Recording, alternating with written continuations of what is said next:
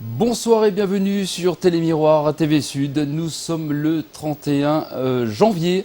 Les titres de ce journal, ça bouge au Nîmes Olympique, Mukandjo et Haïté sont sur le départ. Une trentaine d'arbres du boulevard Gambetta doivent être abattus pour laisser la place au trambus. Dans ce journal, la rencontre avec Michel Drucker, Charles Aznavour ou encore Jean-Louis Debré.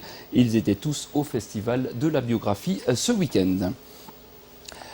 Mais avant de commencer, vous l'avez peut-être remarqué, il y a quelques changements à Télémiroir en raison d'un réaménagement complet du plateau de Télémiroir. Toute la semaine, votre journal vous sera présenté d'ici en direct de la régie. Le nouveau décor de Télémiroir sera prêt normalement dès la semaine prochaine. Il y a donc du changement chez les Crocos. Mukandjo et Haïté s'en vont. Du coup, un coup dur pour le club qui perd 2 joueurs clés et 2 grands buteurs. Le président Jean-Louis Gazot ne cache pas son désarroi. Je vous propose de l'écouter au micro d'Olivier Michel. Mon sentiment, c'est un sentiment un peu de dépit, puisque nous avons l'impression de nous être fait un peu avoir. Au vu des images du dernier match, ces 2 joueurs qui partent nous ont trahis parce que leur qualité de jeu n'était pas au rendez-vous. Donc un sentiment de peine pour eux parce que c'est pas très net et surtout vis-à-vis de leurs coéquipiers. Vous avez jusqu'à ce soir minuit pour de nouvelles recrues, où en est-on ? Oui, alors l'intention du club, effectivement, c'est de trouver au moins un élément, 2 si possible. Ce n'est pas recruter pour recruter. Donc nous sommes en discussion avec plusieurs joueurs, plusieurs clubs. C'est difficile parce que on est pris par le temps. Mais bon, je pense qu'on pourra vous annoncer au moins la signature d'un joueur de bonne qualité qui viendra renforcer l'effectif. Et il pourrait s'agir de Wilfried Niflor, 30 ans, 1m86 pour 75 kg, meilleur buteur de D1 la saison dernière en Bulgarie. Il a aussi joué en France, à Cannes notamment, à Tours ou encore à Guignon. Un mot de politique à présent avec les élections de Pont-Saint-Esprit après avoir passé 40 ans à la tête de la mairie. Gilbert Baumé a laissé sa place à Roger Castillon qui a remporté cette élection avec plus de 65% des voix exprimées. Gilbert Baumé a obtenu quant à lui 34% des suffrages. Il faut faire de la place pour accueillir la future station coupole du trambus et les premières victimes de ces travaux du TCSP, ce sont les arbres. Ce matin, les tronçonneuses étaient de sortie boulevard Gambetta. Reportage Olivier Michel.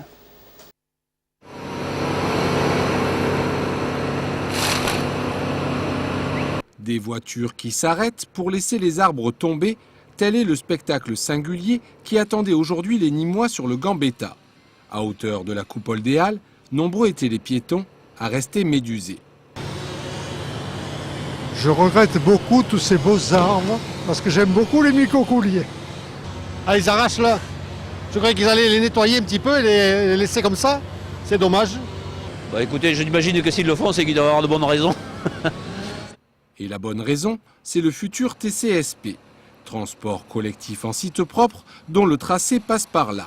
Sur 2 jours, ce sont au total 31 arbres qui vont être abattus. Il faut qu'en 2 jours, on les ait tous abattus et dans la semaine, qu'on ait tout évacué. Mais déjà, dans un premier temps, on coupe toutes les têtes à la nacelle. Et après, on interviendra à partir de demain. En principe, on fera les abattages. Donc, on limite au maximum. Et en principe, demain, la circulation ne sera plus bloquée. Donc, on en bloque un petit peu aujourd'hui, mais ça sera tout. À l'issue des travaux, la municipalité a prévu de replanter 26 arbres sur 31 et parmi eux, 15 d'Avadia, dit arbres à mouchoir, de quoi sécher les larmes de quelques crocodiles nîmois. Les personnels de santé du secteur social sont inquiets. Les 2 principales conventions collectives de leur secteur d'activité font actuellement l'objet de quelques changements. Les syndicats dénoncent les conditions de travail. On les écoute au micro de Nicolas Pinchino. Ça fait quelques mois que les employeurs du secteur préparent une convention collective qu'ils ont rédigée et ils ont un projet qu'ils présentent aux salariés. Or, les salariés ne sont pas du tout d'accord avec ce projet qui met à mal leurs acquis et qui revoient tout à la baisse. Notamment, par exemple, la perte de ce qu'on appelait les congés trimestriels, c'est-à-dire que tous les trimestres, les salariés de certaines conventions ont une semaine de congés trimestriels. En fait, en gros, ils essayent de casser les conventions pour aller au plus près du Code du travail, sachant qu'une convention collective, c'est toujours au-delà du Code du travail. Eux, ce qui les intéresse, c'est aller au plus près du Code du travail et donc que les salariés perdent leurs droits et leurs acquis sociaux. On appelle aussi également, c'est l'occasion de la conférence de presse, à un mouvement lundi prochain, le 7, parce qu'il y a à Montpellier les patrons de la convention collective 51 qui se rassemblent et donc nous on a envie d'y aller et d'appeler les salariés du secteur à aller se faire entendre, à manifester, à mettre un petit peu la pression pour que ils réfléchissent à 2 fois avant d'attaquer nos conventions. Une manifestation est donc prévue le 7 février à Montpellier devant les locaux de la Fédération des établissements hospitaliers et d'aide à la personne. Cocorico à présent, la France est sur la plus haute marche du podium. Les handballeurs de l'équipe de France ont gagné hier en fin d'après-midi la Coupe du Monde.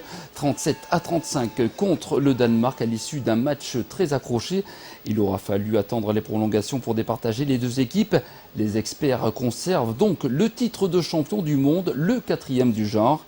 Et il y avait un Nîmois de l'USAM dans l'effectif, Franck Junillon, avait été appelé pour renforcer la base arrière la semaine dernière. Retour à présent à Nîmes avant la reprise du championnat de première division de handball. Toujours les jeunes joueurs de l'USAM qui évoluent en National 1 ont eu moins de chance que leurs aînés, on va y arriver. Ils ont perdu d'un petit but contre Nice samedi soir au Parnasse. Regardez ce résumé proposé par Alain Bellon. Cette 15e journée du championnat national 1 de handball, l'USAM recevait Cavigal-Nice, une rencontre de milieu de tableau. Les Niçois ont ouvert le compteur dès la première minute. La défense et le gardien niçois ont fait barrage aux attaques nîmoises en ce début de rencontre. Le gardien adverse a fait une belle partie et la défense a fait une belle partie. Après, on est arrivé à trouver les solutions, à mettre les buts au fond et à régler le problème, je dirais, du duel tireur-gardien de but. Mais on était dans le match. Je pense que le match il s'est tenu, les 2 équipes à match nul, à égalité, à +1, à -1 des 2 côtés, et ça pendant toute la partie. Donc je ne pense pas qu'il y ait une équipe ou une autre qui ait eu du mal à rentrer. Simplement 2 équipes qui ont livré un joli match. Moi je suis assez content, même si je peux avoir des regrets, je dirais handballistiquement, de pouvoir essayer de mieux négocier les choses. Le jeu s'équilibre après 4 minutes de jeu en cette première mi-temps, pour la terminer avec 1 point d'écart pour l'USAM. La deuxième mi-temps fut identique. Le score à la dernière minute était de 25 pour les locaux et 26 pour Cavigal-Nice. Les dernières secondes du match ont été contestées par les Niçois, dû à une erreur de chronomètre. Le dernier tir à la dernière seconde des USAMistes n'a pas permis de mettre le résultat à égalité. Les Niçois remportent cette rencontre 26-25. La fin de match avec une erreur de chrono, pas une erreur de chrono, on a loupé des choses pendant le match. Si on ne les avait pas loupées, on n'aurait pas été dans cette situation. Moi je suis quand même plutôt satisfait du match qu'on livre, même s'il y a un petit peu, je dirais, des performances individuelles qui laissent à désirer. Pour l'entraîneur nîmois, cette première partie de championnat est positive. Bilan, c'est un peu dur à mi-parcours d'en tirer un, surtout à la sortie de match. Ce qui est extrêmement positif, c'est surtout en termes d'évaluation des joueurs. On avait souhaité mettre toute cette génération de joueurs un petit peu à l'épreuve de la N1 pour voir un petit peu comment on pouvait les situer dans un profil, je dirais, d'un jour de passé professionnel dans l'équipe 1.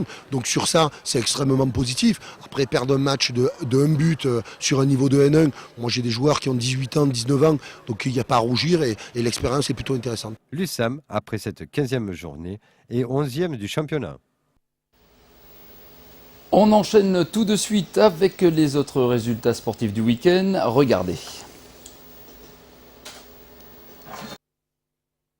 L'Olympique s'est incliné 1-0 après une longue série sans défaite. Les Crocos sont tombés sur plus fort. Boulogne-sur-Mer est venu défier l'équipe de Noël Tosi sur la pelouse des Costières.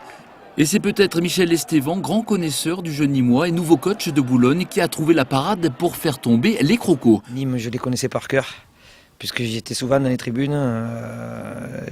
Puis on a pu visionner quand même de nombreuses fois toutes leurs combinaisons sur les coups de pied arrêtés, parce qu'ils sont très dangereux là-dessus. Et puis bon, après ça nous a souri, parce qu'ils auraient pu égaliser en seconde mi-temps, et puis notre première mi-temps, on y penserait moins, alors qu'elle a été vraiment de bonne qualité. En première période, le Nîmes Olympique s'est laissé déborder sur la plupart des phases de jeu. Ludovic Butel, le portier nîmois, a eu du fil à retordre pour éviter les buts. Mais ce qui devait arriver arriva à la 27e minute sur ce centre de Yatabaré. Pajot, bien placé, envoie le ballon au fond des filets nîmois. En deuxième période, les crocodiles se réveillent, ils sont plus incisifs à l'image de Gigliotti et de Haïté, mais le gardien de Boulogne veille au grain. Est-ce qu'on a été mauvais? Oui, en première mi-temps. Est-ce que la deuxième mi-temps, on a été bon? Oui aussi. On peut, le minimum, tirer un nul. Pour une fois, c'est pas Butel, quoique Butel a été pas mal aussi, mais pour une fois, c'est le gardien adverse qui a été bon. Mais bon, ça fait partie du jeu, ça fait partie du football. Bilan 1-0, Boulogne réalise une belle opération en passant devant les Nîmois au classement. En revanche, les Crocos reculent de 4 places et se retrouvent 13e de Ligue 2. Et il y avait du rugby ce week-end pour leur deuxième match à domicile. En 15 jours, le RCNG continue à briller. Une 7e victoire consécutive qui fait du bien. Les Nîmois très en forme ont écrasé Saverdin hier au stade Kaufmann, 28-6. Je pense qu'on fait une première mi-temps correcte sur le plan de la gestion et le respect du plan de jeu. Après, on déjoue en fin de match, en particulier en seconde mi-temps, mais plutôt en fin de match sur manque de discipline et puis une mauvaise occupation du terrain, ce qui fait une fin de match un peu décevante, mais bon, satisfaisante sur le plan comptable. 3 essais de transformation et 3 pénalités avec en prime le point de bonus. Les Nîmois ont rempli leur contrat.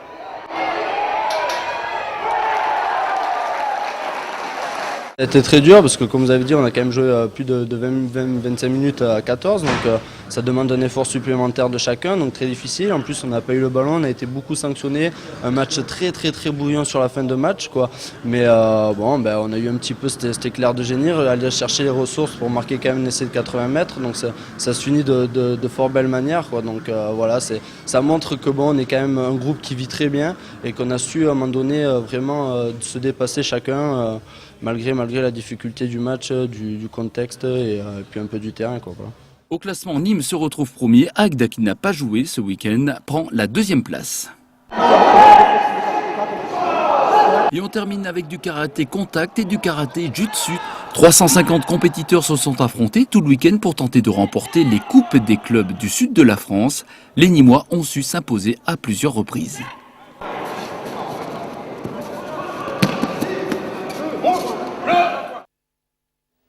Autre résultat avec une deuxième malheureuse défaite du HBCN. Après Metz mardi dernier, les Nîmoises ont perdu face à Mios 28-25.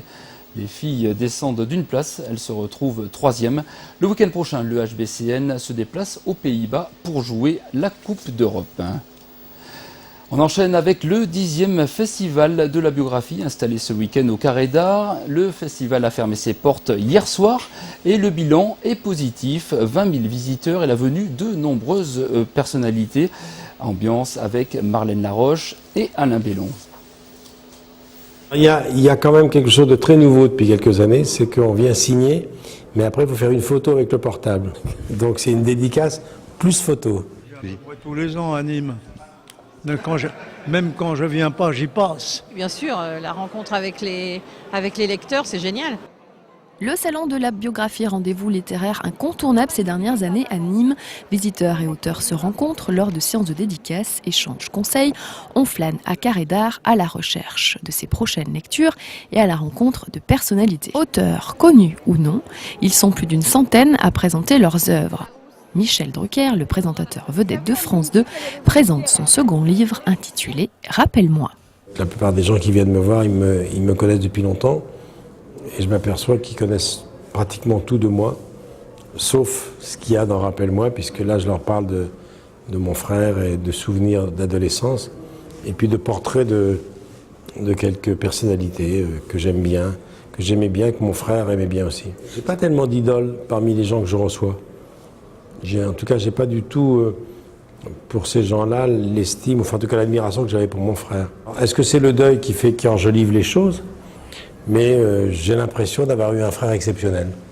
Alors je suis sans doute trop excessif, pas objectif, mais j'ai vraiment l'impression d'avoir eu un frère qui avait quelque chose que les autres n'avaient pas. Charles Aznavour, de son côté, évoque la genèse de l'écriture, l'essentiel et le plus important pour lui étant les premiers mots. Les 2 premières phrases vous amènent là où vous avez l'impression que vous allez découvrir quelque chose.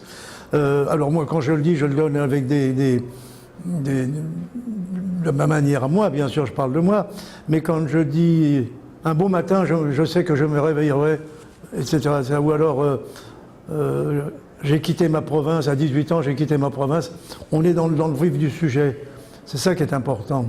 Mission accomplie pour le thème de cette année, sous l'œil du biographe, l'autre. Et puis avec des gens extrêmement sympathiques et très agréables, des personnalités, je pense à Piem notamment, qui est un monsieur maintenant d'un certain âge, qui a été extraordinaire de disponibilité, de gentillesse. Voilà, il y a de jolies rencontres aussi qui se font. Au niveau affluence, succès populaire, incontestable.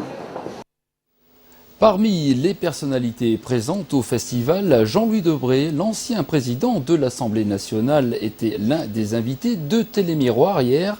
Un Jean-Louis Debré qui a une façon bien à lui de filtrer les appels téléphoniques. On l'écoute. Il suffit qu'un fait divers croise. Attendez, c'était extraordinaire ça. C'est international. Vous avez comme sonnerie de téléphone l'international. Oui. Jean-Louis Debré, c'est un scoop. J'espère que le son. Attendez, je vais vous. Oui. Vous pouvez nous le refaire. Attendez, je vais vous le refaire dans 30 secondes. Voilà. Alors, disons des amis de gauche. Oui. Alors, vous avez ce son-là. Naturellement, j'ai aussi des amis à droite. Alors, c'est ça.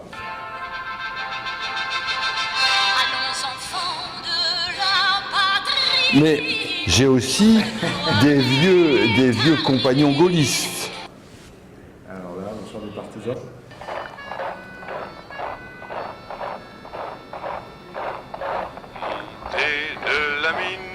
C'est le chant des partisans. Mais j'ai aussi des amis des copains. Alors c'est ça. Mais il m'arrive aussi, j'ai des enfants. Et pour un père de famille, les enfants, ce sont les idoles des jeunes.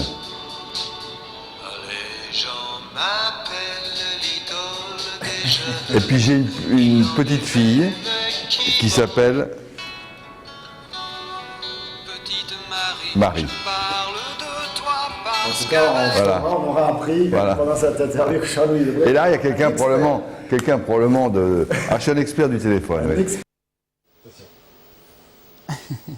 Jean-Louis Debré était aussi au festival pour présenter son dernier livre, En tête-à-tête avec Charles de Gaulle. Toute l'équipe de Télémiroir était mobilisée sur cet événement littéraire. Nous reviendrons sur les meilleurs moments du festival dans une émission spéciale La Territoire préparée par Marlène Laroche, à voir dès vendredi à 18h30. C'est la fin de cette édition. Merci de votre attention. À suivre un miroir des sports spécial hand féminin.